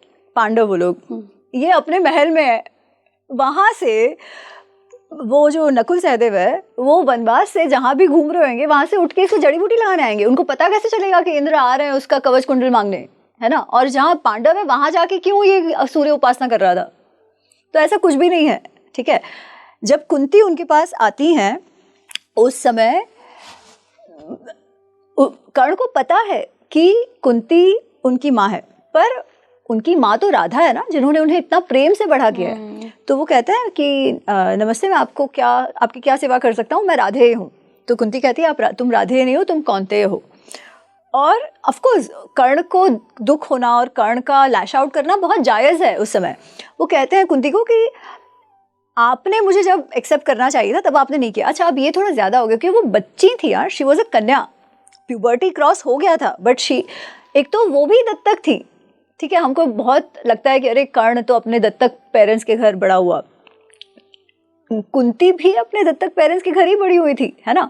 वो तो शूरसेन की बेटी थी, जो शूरसेन के बहुत अच्छे मित्र कुंती भोज के घर पे बड़ी हुई थी। और ऐसा आप देखना एक जनरेशन पहले तक ना ये बहुत होता था कि अगर किसी को बच्चा नहीं हो तो एक भाई दूसरे भाई को दे देगा, और उसका अर्थ उनको वो कोई दुख से बड़े हुए ऐसा नहीं होता था, राइट? इसके केस में, कर्ण के केस में, राधा और अधिरथ उन्होंने बहुत ही प्रेम से कर्ण को बड़ा किया है। तो वो कहते हैं कुंती को कि आपने मुझे नहीं रखा, पर मेरी जो माँ है, मेरे लिए माँ राधा ही है जिन्होंने इतना प्रेम से मुझे बड़ा किया है। मेरा जो विवाह है वो भी जो सूत स्त्रियां हैं उन सबके साथ हुआ और मैं खुश हूँ उन सबके साथ। इसलिए आप मुझे अब ये मत कहो कि मैं कौन्तेय हूँ और मैं उस तरफ आ जाऊँ, वैसा तो नहीं होने वाला है, परंतु मैं स्वयं ही, अच्छा वो थोड़ा इमोशनल भी हो गए उस समय, एंड ठीक है, जैसे भी आप कहो, ठीक है, कि वो संवेदनशील हो जाते हो आप जब आपकी एक्चुअल माँ को पहली बार देखते हो, राइट? तो वो संवेदनाओं में बह गए और उन्होंने कहा कि आपको मैं इतना वचन देता हूँ कि आपके पांचों के पांचों पुत्र हैं वो जीवित रहेंगे, या तो मैं या तो अर्जुन। इतना ही वो प्रसंग है, वो मैं औरों को खुश जीने दूंगा ऐसा सब कुछ नहीं है। पांचों के पांचों आपके पुत्र जीवित रहेंगे, या तो मैं रहूंगा या तो अर्जुन रहेगा, इतनी सी बात होती है। पर ये प्रसंग कब हुआ है? जब युद्ध लेने का निर्णय हो चुका है, जब दुर्योधन ने कह दिया है कि मैं सुई की टोक जितनी भी जमीन नहीं दूंगा और अब युद्ध होना ही होना है, तभी as the final try Kunti उनके पास गई है, राइट? तो आपने अभी तक संधि होने ही नहीं दी। जब भी कोई कहता था कि भाई तुम मान जाओ, धृतराष्ट्र भी कह रहे हैं कि तुम मान जाओ, तुम मत युद्ध करो, ये बहुत विनाशकारी होगा वगैरह वगैरह, तभी भी तुम यहाँ बीच में हमेशा टपक के कह देते हो कि नहीं नहीं मैं हूं ना, ये सारे तुम्हारे शत्रु हैं, मैं हूं ना, मैं अकेला जाके लड़ लूंगा सबसे, मैं अकेला जाके अर्जुन को मार दूंगा, मैं अकेला जाके जैसे वो कार्तिकेय ने तारकासुर को मार दिया था वैसे सबको जाके मार दूंगा। तुम बात में ये कह रहे हो, और जब भी काम करने का समय आता है तब तुम ऐसे काम करते हो जो आपके मित्र के विरुद्ध हो। तो जब आप ये कह देते हो कि भाई वो मेरे सामने आएंगे तो भी मैं उनको मारूंगा नहीं, तो आपने क्या किया, ये दुर्योधन का अच्छा किया या बुरा किया? राइट पहले 10 दिन जब आप युद्ध के बाहर बैठे, क्यों बाहर बैठे? क्योंकि ईगो इशू हो गया। भीष्म पितामह ने आपको अर्धरथी कह दिया, ठीक है, उन्होंने आपको अर्धरथी कहा। क्या सही था गलत था वो जाने दो, वो तो चाहते ही थे कि युद्ध कैसे भी करके टल जाए, राइट? पर उन्होंने अर्धरथी कह दिया। क्यों कहा? वो कहते हैं कि इसका जो स्वभाव है ना ये बहुत रैश है, ये ज्यादा सोचता नहीं है और बहुत कटु बोलता है। द्रोणाचार्य भी उसे एक्सेप्ट करते हैं क्योंकि वो तो बचपन से उसे देखते हैं, है ना, कि ये हाँ ये बहुत कटु बोलता है हमेशा। और जैसे हमने देखा कि हमेशा स्वयं की बढ़ाई ठोकते रहता है कि मैं कर दूंगा मैं कर दूंगा, करता कुछ नहीं है पर बोलता रहता है मैं कर दूंगा, इसलिए इसे अर्धरथी बोल रहे हैं। तो इसको ईगो पे लग गया। क्या ईगो पे लगने वाली बात थी? हाँ, पर तुम ये युद्ध क्यों कर रहे थे? अपने फ्रेंड के लिए कर रहे थे, उसको जिताने के लिए कर रहे थे। तुम चाह रहे थे कि ये युद्ध हो, जितना दुर्योधन चाह रहा था उतना ही तुम चाह रहे थे कि वो युद्ध हो। उस युद्ध में आप जाके 10 दिन बाहर बैठ जाते हो क्योंकि ईगो इशू हो गया। तो जब आपको आपके रेप्यूटेशन, आपके ईगो और फ्रेंड की लॉयल्टी के बीच चूज करने का अवसर आया, खुद को चूज किया। आपने स्वयं को ही चूज किया। क्या वो चूज करना गलत था? मैं नहीं जानती वो सही था या गलत था, राइट? पर क्या आप फिर उसको लॉयल फ्रेंड कह सकोगे कि दोस्त हो तो कर्ण जैसा? नहीं। महाभारत में ना ये सूक्ष्मता सीखने वाली बात है। अब इससे ये तो कर्ण के विरोधी है, नहीं, ये बात नहीं है। मैं चाहती हूँ कि हम सब अपने सही मित्र चूज करें, है ना। मित्र कैसे हो? जो हमें ये कहे कि भाई तुमको वो बावड़ी में जंप मारना है, वो कुएं में जंप मारना है, चलो मैं तुम्हारे साथ जंप मारता हूँ। या ऐसे कहे कि भाई वही है ना कि तुमको युद्ध करना है, मैं तुम्हारे साथ युद्ध करूंगा, कुछ भी हो जाए। सब कह रहे हैं मत तुम जंप मारो वेल में, नहीं, तुम तो मारो ही जंप, तुम तो उस वेल में कुएं में जंप मारो ही मारो, मैं हूं ना, मैं तुम्हारे साथ मारूंगा। या ऐसे कहे कि बाबा बेवकूफ बाहर आ, राइट, क्या जंप मारना है, क्या मिलेगा तुझे? वैसे देखा जाए तो हस्तिनापुर में क्या कमी थी दुर्योधन के पास? राइट, सब कुछ तो था, राजा बनने वाला था। क्या वो बहुत ही समृद्ध राज्य नहीं था? क्या ऐसे मंत्री नहीं थे जो हमेशा उनके लिए लॉयल थे? सब कुछ था। फिर क्यों वो नहीं जाने दे रहा था? क्यों वो पांडवों को जीने नहीं देना चाह रहा था? और उसमें उस कंप्लीटली इरैशनल उसका जो ऑब्सेशन था उसको बढ़ाने का काम किसने किया? कर्ण ने, जिसका तो कुछ लेना देना भी नहीं है परिवार के साथ वैसे देखा जाए तो। लेकिन मैम एक चीज़ अभी भी समझ नहीं आती है कि अगर पर्सनालिटी के अच्छे कैरेक्टर्स देखें ना, कर्ण में बहुत हैं। जैसे कि बहुत अच्छा धनुर्वीर है, बहुत अच्छा योद्धा है, युधिष्ठिर का उसने साथ दिया, एक अच्छा दोस्त भी मानेंगे दुर्योधन का माफ कीजिए, दुर्योधन का अच्छा दोस्त भी मानेंगे। दानवीर भी है कि पता है कि छल से कर्ण के कवच कुंडल लिए जा रहे हैं, लेकिन फिर भी कहता है कि चलो ठीक है, आने दो, इंद्र को दे देंगे। दूसरी साइड देखें तो इतनी जलन है कि अर्जुन से इतनी नफरत है कि पूरा युद्ध करा डाला। तो मतलब ये सारे गुण जो हैं उसकी पर्सनालिटी के आगे, तो इस दुर्गुण के आगे तो फेल हो गए। देखिए बात यही है ना, ऐसा कोई भी मनुष्य आपको मिलेगा जिसमें सब अच्छा ही अच्छा हो या केवल बुरा ही बुरा हो। कोई कितना भी बुरा हो ना, कोई कितना भी बुरा हो, कुछ तो उसमें अच्छा होता है। जैसे औरंगजेब की देख लो, एकदम ही क्रूअल औरंगजेब था, ठीक है, फिर भी अगर जो उनको सपोर्ट करते हैं वो क्या कहेंगे, अरे वो तो अपनी टोपियां भी खुद सिलता था, एकदम सिंपल लाइफ जीता था, अच्छे गुण भी है। तो क्या आप कह रहे हैं कि ग्लोरीफाई ज्यादा किया है, वैसा था नहीं कर्ण? नहीं, मैं कह रही हूँ अच्छे गुण थे, पर उस अच्छे गुण का फायदा क्या जब आपके कार्य ऐसे हो जो सबका विनाश कर दे, राइट? गुण अच्छे या बुरे नहीं, अच्छे बुरे जो होते हैं वो होते हैं, ठीक है, हम सब में होते हैं। ऐसा कोई भी नहीं होगा इलाजी जिसमें कोई काम क्रोध लोभ मोह मद मात्सर्य नहीं हो, हम सब में होता है, ठीक है। क्या जेलसी होती है? होती है थोड़े बहुत हद तक। ऐसा कोई भी हम नहीं क्लेम कर सकते कि हमारे अंदर जेलसी नहीं है, हम कोई भी नहीं क्लेम कर सकते कि हमारे अंदर तो बिल्कुल क्रोध है ही नहीं, लोभ तो बिल्कुल है ही नहीं, हम झूठ बोलेंगे अगर हम ये कहेंगे। तो बात ये है कि क्या परिस्थिति अनुसार हम उसे कंट्रोल कर सकते हैं? क्या हम उनके पूरी तरह से दास बन जाते हैं, या फिर थोड़ा तो बुद्धि, थोड़ी तो विवेक बुद्धि यूज करके ये सोच पाते हैं कि ऐसे करने से हमारा जो ऐसा मात्सर्य भरा कार्य होगा या मात्सर्य से भरा निर्णय होगा वो कहाँ जा रहा है, क्या उसका आउटकम होगा, क्या हम सोच पाएंगे? क्या ये विवेक बुद्धि की बात है। अच्छे और बुरे लोग जो होते हैं ना, कि जिसे हम कहें कि ये अच्छे हैं, जिसे हम कहें कि ये बुरे हैं, इसमें पता है फर्क क्या होता है? कि जो अच्छे लोग हैं ना, वो अपने कार्यों का आउटकम जो है वो देख पाते हैं और अपने आप को इतना तो कंट्रोल कर पाते हैं कि ऐसे कार्य ना करे, भले उनको चाहिए, भले उनको शायद वो अच्छा भी लगता हो, पर ऐसे कार्य ना करे जिससे अपने और साथ वालों को वो विनाश की ओर ना लेके जाए। और जो बुरे हैं ना, ऐसा नहीं है कि उसमें कुछ अच्छी बात ही नहीं है, पर जब निर्णय लेने का समय आता है तो वो कैसे निर्णय लेते हैं? क्या विवेक बुद्धि को आगे रख के लेते हैं या काम क्रोध लोभ मोह मद मात्सर्य को लेके करते हैं? हम सब में है, उसे हम कंट्रोल कैसा कर पाते हैं ना, वो अच्छा या बुरा मनुष्य बनाता है, वो हमारा व्यक्तित्व बताता है, स्पेशली जब परिस्थितियां विकट हो। राइट थोड़ा सा महाभारत और कलयुग के कॉन्टेक्स्ट में बात कर लेते हैं जी। महाभारत के बहुत सारे evidence archaeological survey of India को जो खुदाइयाँ हुई हैं उसमें मिला है। सनौली एक बड़ी उसमें खोज है। कलयुग में अश्वत्थामा, कलयुग में कर्ण के कवच कुंडल, ये सिर्फ कहानियां हैं या कहीं आपने पाया कि इनमें कुछ सच्चाई है? कलयुग में कर्ण के कवच कुंडल ये तो फेक है। ऐसा कोई भी उल्लेख महाभारत में भी नहीं है कि वो रहेंगे, क्योंकि वो तो लेकर गए ना इंद्र। ये जो बात है ना, वो तो किसी मूवी में आई थी जिसमें उन्होंने फिक्शनलाइज किया था कि भाई उसके कवच कुंडल, और लोग उसे सच मानने लगे। क्योंकि कुछ कुछ लोगों का ये होता है कि कहीं से भी कुछ भी स्टोरी उठा ली, उसे महाभारत में जोड़ के उसे सच बना लो।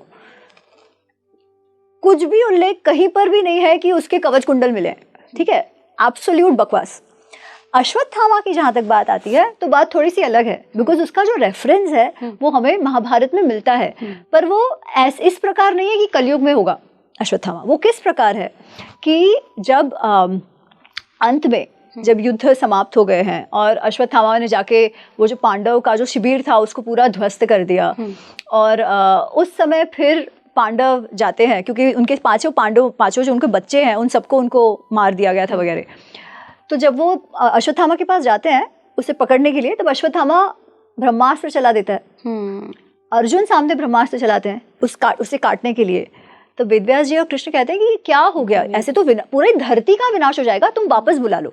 अर्जुन को वापस बुलाना आता है, अश्वत्थामा को नहीं आता है, ठीक है, उसे आधा ही आता है, सिर्फ चलाना आता है, वापस लेना नहीं आता है। तो इसलिए अब क्या होगा? तो वो कहता है ठीक है, आप लोग तो बच गए, पर मैं आपकी पीढ़ी को समाप्त कर दूंगा। और उत्तरा के गर्भ पर वो उसे डायरेक्ट करता है, क्योंकि वापस लेना तो उसे आता नहीं है।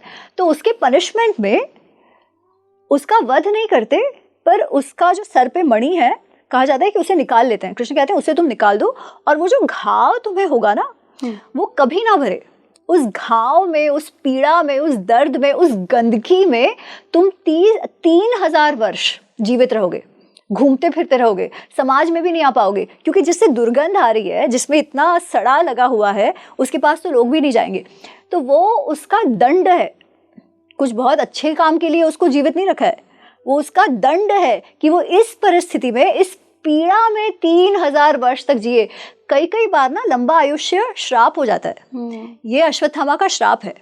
पर वो 3000 वर्ष की बात आई है, तो अगर हम डेटिंग के अनुसार उसको अगर मैप करने का ये करें तो हाँ, हम कह सकते हैं कि कलयुग तक वो आ चुका था। पर उससे ज्यादा उल्लेख उसमें भी नहीं है, ठीक है। 3000 वर्ष का अवश्य है, उसके बाद क्या होगा हम नहीं जानते, पर 3000 वर्ष का श्राप अश्वत्थामा को अवश्य लगा। कवच कुंडल अभी है, वो तो कोई बात ही नहीं है। इसके बाद कोई वर्णन नहीं मिलता अश्वत्थामा का? नहीं, उसमें नहीं मिलता है। आई थिंक भागवत में शायद कुछ है, कलयुग की भी शायद बात है कि 3000 वर्ष के बाद शायद उनको कुछ अच्छा ही हो, बट बेसिकली उसमें तो इतना ही है कि 3000 वर्ष का श्राप है महाभारत में। हमने कर्ण का कैरेक्टर डिस्कस किया, अगर हम अश्वत्थामा को देखें, उनके पूरे चरित्र को देखें, तो तुम्हारे पिता एक गलत साइड से लड़ रहे थे। अगर उनका छल से वध किया भी, क्योंकि कहते हैं ना कि कुछ भी जायज़ है युद्ध में और प्रेम में, तो इतना गुस्सा आ गया कि तुम गर्भ में पल रहे बच्चे की तरह, तुम्हारे पास ऑप्शन था, तुम कहीं और भी डाइवर्ट कर सकते थे उसको, अगर वापस लेना नहीं आता। इतना घिनौना काम द्रोण का पुत्र कैसे कर सकता है? देखो, अश्वत्थामा के विषय में ना बहुत ज्यादा हमें डिस्क्रिप्शन महाभारत में नहीं मिलता है। उनका डिस्क्रिप्शन कहाँ आता है? तो अश्वत्थामा दुर्योधन का अच्छा मित्र है, पर कर्ण के साथ ना उसकी लड़ाई हमेशा होती रहती है, वाक युद्ध, बोलने वाला। क्यों? क्योंकि कर्ण हमेशा द्रोणाचार्य का इंसल्ट कर देगा, कृपाचार्य का इंसल्ट कर देगा। एक आध दो बार तो जब द्रोणाचार्य कह रहे थे विराट युद्ध के समय कि अरे ये जो बृहन्नला, ये जो हमको किन्नर दिख रहा है, मुझे तो लग रहा है वो अर्जुन है वगैरह वगैरह, हम कोई अर्जुन से लड़ने तो नहीं आए थे, हमको ध्यान रखना पड़ेगा, ऐसे जो वो बात कर रहे हैं, तब कर्ण उनको कहता है आप जैसे ब्राह्मण ना केवल कथावाचन करने के लिए अच्छे हो, ये युद्ध बुद्ध आप मत करो, दुर्योधन इनकी बात मत सुन, मैं हूं ना। ठीक है, ऐसे कहा है वेदव्यास, लिटरली ऐसा लिखा है। ठीक है, लिटरली वो ऐसा कहता है कि आप जैसे ब्राह्मण तो कथावाचन के लिए है, आप तो बिना वजह डरा रहे हो सबका मनोबल आप तोड़ रहे हो, ऐसे करके वो बात करता है। ये सुन के ऑब्वियसली अश्वत्थामा को बहुत गुस्सा आ जाता है। वो बोलता है कि तुमने किया क्या है आज तक, छल से तुमने और दुर्योधन ने मिलकर इनका इंद्रप्रस्थ ले लिया और तुमको लग रहा है तुमने बहुत अच्छा काम किया, इतनी तुम अपनी बढ़ाई ठोक रहे हो, तुमने बताओ तो सही कितनी बार एक भी पांडव को हराया है आज तक। ठीक है, यही उनकी जो लड़ाई है ना वो फिर कुरुक्षेत्र युद्ध में होती है, क्योंकि उस समय वापस कर्ण अपनी बढ़ाई ठोक रहा है, कितने सारे तो कौरव मर गए हैं तब तक, कर्ण 10 दिन बाहर बैठा था, आने के बाद भी 2-3 दिन जयद्रथ की भी मृत्यु हो गई उसके बाद, है ना, सब लोग वहां पे थे, द्रोणाचार्य, कृपाचार्य, बड़े बड़े कौरव योद्धा सब थे, उन सबके बीच जयद्रथ को मार दिया गया। तो ऑफकोर्स वो सबके बीच बहुत टेंशन था। तो उस समय वापस ये बोलना शुरू कर देता है, अरे दुर्योधन तुम चिंता मत करो, मैं हूं ना करते रहता है। तो कृपाचार्य को बहुत गुस्सा आ जाता है, वो कहते हैं अरे क्या तुम मैं हूं ना करते रहते हो, तुम किसके बारे में बात करो, तुम जानते हो कि, और वो अर्जुन और कृष्ण की बहुत बढ़ाई करते हैं, और तुम कह रहे हो कि तुम बताओ तो सही, तुम कहते हो सिर्फ, पर तुम तो गंधर्वों से भी भाग गए, ऐसे करके उन्होंने कुछ कहा। कर्ण को इतना गुस्सा आ जाता है, वो कृपाचार्य को कहते हैं एक शब्द और बोला ना तो तुम्हारी जीवा छेद से सी, तुम्हारी जीभ काट दूंगा मैं तुम्हारी मैं जीभ काट दूंगा अगर तुमने एक शब्द और कहा तो, तुमको प्रॉब्लम क्या है, मैं अपना मनोबल बढ़ा रहा हूँ, ऐसे करके कुछ तो। ठीक है, उस समय भी फिर अश्वत्थामा को गुस्सा आता है कि अरे तुम ऐसे कैसे बात कर रहे हो इन सब के साथ, है ना।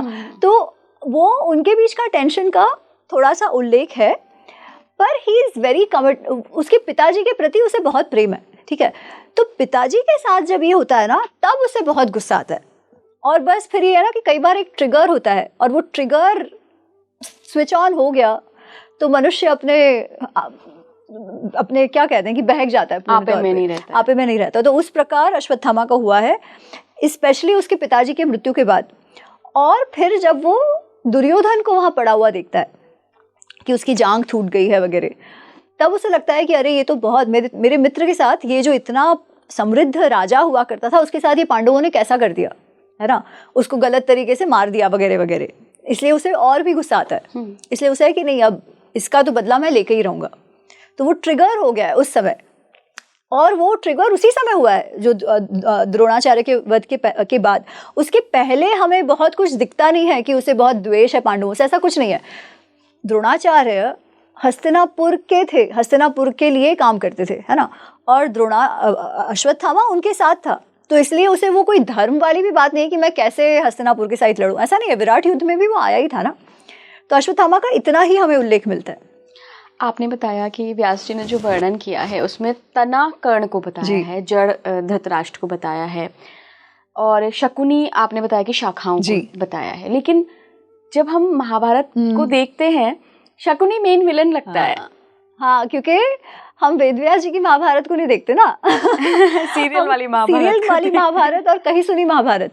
तो जैसे शकुनी का लंगड़ना महाभारत में कहीं पे भी नहीं है, देयर इज नो लंगड़ना बिजनेस, वो ऐसे कोई लंगड़ नहीं। वो पॉपुलर क्या कब हुआ, एक तो कुछ तो ना साउथ इंडियन मूवी है, और उसके बाद इसमें महाभारत में, क्योंकि उनको लगा कि वो कैरेक्टर जो मैंने सुना है कि कुछ लग गया था गुफी पांडल जी को, लंगड़ रहे थे और फिर वो कैरेक्टर के साथ मैच कर गया, तो फिर देख एंश्योर कि उसमें वो लंगड़ना रखते हैं और उनको वो बहुत ही ज्यादा दुष्ट वगैरह बता देते हैं। अब उसके बाद और कहानियां उस पर जुड़ गई कि वो कैसे लंगड़े हुए, क्योंकि लंगड़ रहे हैं तो लंगड़े कैसे हुए वो बताना पड़ेगा। तो कैसे लंगड़े हुए कि उन्होंने अपने आप को लंगड़ा दिया। क्यों? क्योंकि उनके पूरे परिवार को भीष्म ने तबाह कर दिया। ऐसी कुछ बकवास सी बातें आती है, तो कहीं नहीं, ये पूरी बैक स्टोरी शकुनी की कहीं पर भी नहीं है। ठीक है, और ये जो कई बार वो कंपैरिजन करते हैं कि अरे शकुनी और कृष्ण, एकदम बकवास, ऐसा कुछ भी नहीं है। ठीक है, शकुनी दुर्योधन के मामा है। ठीक है, दुर्योधन अगर राजा बनता है और उसका अच्छा होता है तो वो गांधार के लिए भी अच्छा है, राइट। और मामा है तो अपने भांजे के प्रति वो प्रेम है कि भांजा जो बोलेगा वो करना है, भांजा जो बोलेगा वो करना है। तो भांजा चाहता है कि डिसीव करना है इन लोगों को, पांडवों को, तो उसमें भी वो साथ दे रहे हैं, ठीक है। तो वो जो पूरा जो एकदम डार्क कैरेक्टर उसे बताया है ना, वो कोई अच्छा कैरेक्टर नहीं है, ठीक है, क्योंकि अगेन एक अच्छा मामा कौन है जो अपने भांजे को सही रास्ते पे लेके जाएगा, वो भी नहीं कर रहे हैं, ही इज जस्ट इंडल्जिंग अपने भांजे को, पर सारा दिमाग उनका है और सारा वो करवाना का प्रयत्न कर रहे हैं, ये भी नहीं है। वो एक द्यूत क्रीड़ा बहुत अच्छी करते हैं और उसमें लोगों को डिसीव कर सकते हैं, ये उनकी कला है। परंतु 2 प्रसंग ऐसे आए हैं जिसमें उन्होंने भी दुर्योधन को कहा है कि भाई बड़ा दिल रख और पांडवों को वापस दे दे इंद्रप्रस्थ। ये कौन से? गंधर्व युद्ध के बाद। अच्छा, ठीक है, गंधर्व युद्ध के बाद कर्ण तो भाग गया है ना, बचाया किसने? दुर्योधन को तो गंधर्वों ने पकड़ लिया था, बचाया किसने? पांडवों ने। तो पांडवों ने बचा तो लिया और ये बच भी गया, पर अहंकार को चोट पहुंच गई कि इन लोगों ने मुझे बचाना पड़ा। तो वो कहता है मैं तो जी नहीं सकता इस प्रकार, मैं तो अपना जीवन त्याग दूंगा, मैं तो उपवास कर दूंगा, आमरण उपवास कर दूंगा और जीवन त्याग दूंगा। तो शकुनी उसे समझाते हैं, वो कहते हैं कि अरे हमने पांडवों के साथ इतना बुरा किया है, उनका राज्य छीन लिया है, फिर भी उन्होंने तुम्हें बचाया, उन्होंने अपने उदारता का उदाहरण दिया, अब तुम भी उदार बनो, उनसे भी बड़े उदार बनो और दे दो उनको उनका इंद्रप्रस्थ। ये शकुनी कह रहे हैं, ठीक है। दुर्योधन को सुनना ही नहीं है, दुर्योधन को ऐसी कोई भी बात नहीं सुननी है जो उसके मन के अनुसार ना हो, ठीक है। फिर क्या होता है, फिर कर्ण आता है वापस। कर्ण को तो पता नहीं है कि पांडवों ने छुड़ाया, तो पहले तो वो बहुत प्रशंसा करने लगता है दुर्योधन की कि अरे वाह वाह, मुझे तो विश्वास था कि तुम जीत जाओगे वगैरह वगैरह, मुझे तो शरीर पे इतना लग गया था इसलिए मैं चला गया, ये सब वो एक्सप्लेन करता है। दुर्योधन को उसके एक्सप्लेनेशन में कोई रस ही नहीं है और वो बताता है क्या हुआ कि मैं जीत नहीं गया, मुझे पांडवों ने छुड़ाया, इसलिए अब तो मैं आमरण उपवास करके मर जाऊंगा। कर्ण कहता है अरे क्यों, वो तो तुम्हारी केवल प्रजा है, प्रजा का तो कर्तव्य बनता है राजा को बचाना, उन्होंने कोई बहुत तुम्हारे पे कोई उपकार नहीं किया है, जो प्रजा का काम है वही किया है, इसलिए तुम इतना कुछ उनके एहसानों तले दबने वबने की तुम्हें जरूरत नहीं है, और तुम रुको तो सही, 13 वर्ष खत्म तो होने दो, देखो मैं कैसा अर्जुन को जाके मार देता हूँ। अरे बाबा अभी तुम भाग गए गंधर्वों से। फिर दुर्योधन को, क्योंकि दुर्योधन को सुनना ही वही था, राइट। तो कर्ण और दुर्योधन का जो पूरा फ्रेंडशिप है ना, वो तामसिक फ्रेंडशिप है, जो एक्चुअली हम देख रहे हैं अमित जी आजकल लोगों को यही चाहिए कि मैं बुरा भी करूं तो तू मेरे साथ रहे, है ना, जो मेरे को पैम्पर करता रहेगा, जो मेरी हाँ में हाँ मिलाएगा, जो मैं गलत कर रहा हूं तो भी कुछ नहीं कहेगा, वो तामसिकता है। और उसमें जो भी वैसे मित्र हैं वो दोनों डूब ही जाते हैं। सात्विक फ्रेंडशिप कैसी होती है, जो कृष्ण अर्जुन की है। कितनी बार कृष्ण ने अर्जुन को डांट लगाई है, ठीक है, उसे मूर्ख कहा है, उसे ये कहा है कि भाई जो क्लैब्यम मास गम पार्थ, जो वो गीता में कह रहे हैं, जब शुरुआत में कह रहा है ना अर्जुन कि अरे रे वो लोग मैं कैसे उनको मारूं, तो शुरुआत में तो कृष्ण तो उसे यही कहते हैं कि अरे तुम नपुंसक जैसे क्यों बात कर रहे हो, है ना, तुमको लड़ना चाहिए, ऐसी कैसी तुम बातें करने लगे। ये भी कहते हैं कि अच्छा अशोचान अनवर शोचस्व, जो जिस पे रोना नहीं चाहिए उस पे तुम रो रहे हो, प्रज्ञावादांश भाष से, और बहुत ऐसे समझदार वालों, तुमको लग रहा है कि तुम बहुत समझदारी की बात कर रहे हो, तुम कोई समझदारी की बात नहीं कर रहे।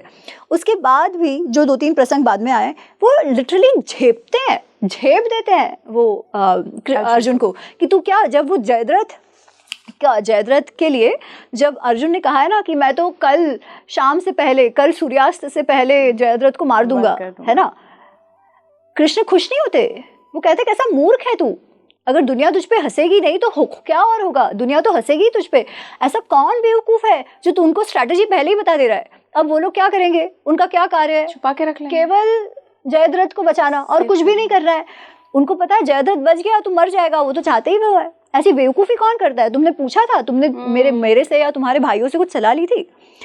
अगर ये बात कोई कर्ण से कहता, खत्म। जब अर्जुन और कर्ण का युद्ध चल रहा है तभी एक बार ना उसने कुछ तो निशान लिया है अर्जुन को मारने का। शल्य उसे कहते हैं तुमने ये सही नहीं लिया है, ठीक है, तुमने ये सही नहीं लिया है। ये बोलता है, कर्ण 2 बार निशान नहीं लगाता और चला देता है और उसके मुकुट पे लग के वो चला जाता है। गलत निशाना था। हाँ, तो गलत हो तो भी अहंकार, ईगो। जब वहां पे वो उसे डांट भी लगा रहे हैं तो भी अर्जुन सुन के ले रहे हैं, सरेंडर मोड में है ना वहाँ। ह्यूमिलिटी है कि हाँ भाई मैं गलत हो सकता हूँ, मुझे कोई बता रहा है तो मैं सुन सकता हूँ, मैं ऐसे कोई महान आत्मा नहीं हो गया कि जो मुझे कोई कुछ बोले ही नहीं, कोई कुछ। गलत भी हो सकता हूँ, सीखना चाहिए। Learning is a life long process, right? और जिस पे आपने विश्वास किया है वो आपको डांट भी सकते हैं। वो जो भाव है ना, वो सबसे बड़ा भाव है जो अर्जुन और कर्ण को अलग करते हैं। महाभारत को अगर हम देखें ना, पूरे महाभारत की सीख को, तो मुझे 3 चीज़ें नज़र आती हैं। सबसे पहला तो मोह, मोह के कारण बहुत गलत डिसीजंस हुए हैं। दूसरा लालच कि मुझे राज्य मिल जाए, मेरे दोस्त को राज्य मिल जाए। और तीसरा विवेकहीनता कि आप में विवेक ही नहीं है। विवेकहीनता इन सबकी जड़ है। विवेकहीनता कहो, अज्ञान कहो, राइट? अगर आपको विवेक होगा तो आप लोभ कहाँ करना चाहिए, कहाँ नहीं, कब छोड़ देना चाहिए, वो भी समझ पाओगे। आपका मोह नुकसान कर रहा है आपके बच्चे का या उसका फायदा कर रहा है, वो भी आप समझ पाओगे। तो मेन तो विवेकहीनता ही है। इसलिए पूरी भगवत गीता में कृष्ण एक चीज पर बल देने की बात करते हैं। वो कहते हैं योगस्थ बुद्धि, स्थित प्रज्ञता, बुद्धि, विवेक बुद्धि निर्माण करो, स्थित प्रज्ञ हो जाओ। वही मेन है। जब वो होगा ना, तब आप आपके निर्णय सही से ले पाओगे। निर्णय कैसे? उसका अर्थ ये नहीं है कि काम, क्रोध, लोभ, मोह, मद, मात्सर्य नहीं होगा। वो तो एवोल्यूशनरी गुण हम सब में है ही है ना? पर किस समय हमें रुक जाना है, वो तो हम निर्णय कर पाएंगे। और वो जो हमारी वृत्तियां हैं, वो कहीं हमारा तो नुकसान नहीं कर रही है, और जो नुकसान कर रही है वैसे निर्णय तो ना ले स्वयं का। वो ही तो विवेक बुद्धि है। एक चीज़ के बारे में बहुत सारे लोग बातें बनाते हैं, बहुत जगह मैंने कहानियाँ भी पढ़ी हैं, द्रौपदी की कौमार्य को लेकर बात होती है। क्या ऐसा कहीं वर्णन है कि द्रौपदी को कुछ वरदान मिला हुआ था? ओह अच्छा, वैसे गीता प्रेस में ऐसा कुछ आता है कि वो कन्या बनी रहेंगी, कि हाँ, कि वो हर बार वो कन्या बनी रहेंगी, क्योंकि एक एक साल आप रहो। मेरे ख्याल से क्रिटिकल एडिशन में नहीं है, बट गीता प्रेस में शायद है वो, उसका वर्णन, उसका मेंशन है कि एक एक वर्ष प्रत्येक पति के साथ वो रहेंगी, पर फिर कुमारी की तरह ही रहेंगी। ओके, ये वर्णन गीता प्रेस में कदाचित है, मैं 100% श्योर नहीं हूँ, पर मैंने भी सुना है जी। ओके, आखिर में महाभारत के बारे में कोई ऐसा तथ्य जो आपको लगता है कि ये तथ्य के रूप में ही स्टैब्लिश होना चाहिए, जो कि किंवदंती के रूप में स्टैब्लिश हो गया है? महाभारत को ही किंवदंती नहीं कहना चाहिए, जैसे उसको माइथोलॉजी कहा जाता है, राइट?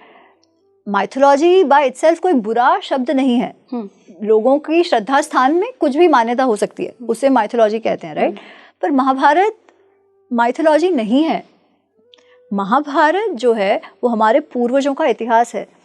केवल 2 ही ग्रंथों को इतिहास कहा गया है, महाभारत और रामायण। पुराणों को भी इतिहास नहीं कहा गया है। उसमें कुछ ऐतिहासिक तथ्य हो सकते हैं, पर वो इतिहास नहीं है। महाभारत और रामायण इतिहास है। क्यों? एक तो इतिहास जो शब्द है उसका अर्थ ही होता है जो पहले हुआ था। और जो रचयिता महाभारत और रामायण के हैं वो उस समय के समकालीन हैं। वाल्मीकि जी उस समय थे, बाद में 500 वर्ष बाद डॉक्यूमेंटेशन किया गया, ऐसा नहीं है। वेदव्यास जी तो अपने परिवार की बात कर रहे हैं, क्योंकि उन्हीं का जो लहू है ना, जो पांडु, धृतराष्ट्र और विदुर में बह रहा है, उन्हीं के ये बच्चे हैं। तो वो तो अपने परिवार की बात कर रहे हैं।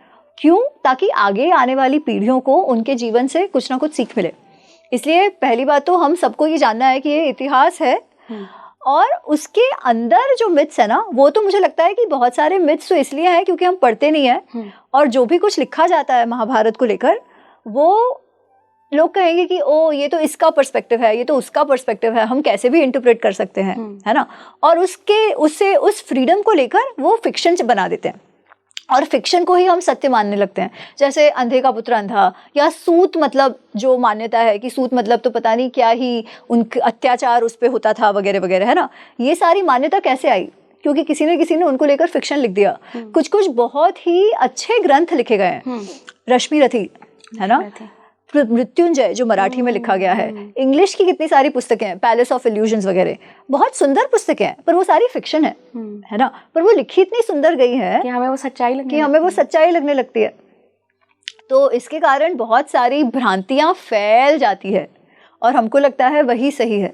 आपने अपनी किताब किस पर्सपेक्टिव से लिखी है? वो क्या ट्रांसलेशन है या वो आपकी अपनी एक समझ है जो आपने वेदव्यास को पढ़ा उसके बाद? मैं अपना पर्सपेक्टिव डालना नहीं चाहती थी पुस्तक में, क्योंकि जब लोग कहते हैं ना कि ओ ये कई बार लोग लिखेंगे द्रौपदी के पर्सपेक्टिव से, कर्ण के पर्सपेक्टिव से, तो मैं हमेशा पूछती हूँ कि हाँ आपको उनका पर्सपेक्टिव कैसे पता? आप तो हो ही नहीं उस काल में। एग्जैक्टली राइट, ना ही वो आपको बता के गए।